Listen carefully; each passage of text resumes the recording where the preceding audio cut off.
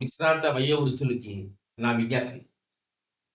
పరమాత్మ సృష్టి ఏదో ఒక వైభవం, సత్యం ప్రతి జీవిలో గుర్తించి గౌరవించడం ప్రధానం. ఒకరికన్నా ఒకరు ఉన్నతులు, ఉత్తములు కావచ్చు తప్ప ఎవరికన్నా ఎవరు ఎక్కువ, తక్కువ కాదు అన్నది నా ఆత్మవిశ్వాసం అన్నది మరోరాదు. No one is greater than you and you are not greater than any.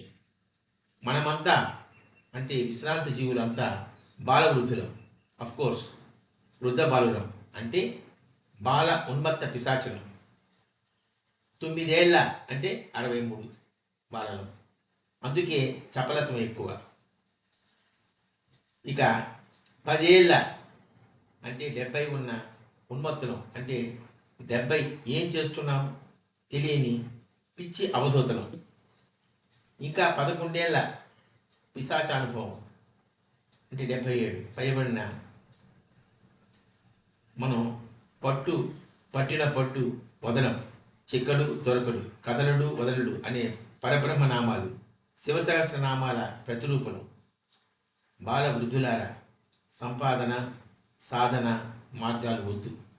శాంతి, సంతోషం, ధ్యానం, మౌనం ముద్దు. F2 సినిమాల వలె అంతేగా అని కాళ్ళాడించుకుంటూ ఉంటే సంతోషం. అదే మన నవీన వ్యాయామం కూడా. స్వపర చింతన వదిలి పరమచింతన ప్రయత్నించాలి.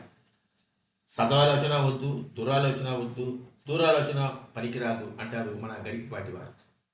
నిత్య సత్య కర్మయోగి ఆయన. ఇక ముక్తికి కావలసింది భక్తి ఒకటే అంటారు మన తాగంటి భాగవతోత్తముడు. స్వధర్మం, వైరాగ్యం, చిదానంద రూపం, శివోహం అని ఉపదేశం మన జ్ఞానయోగి సామవేదం శర్మగారు.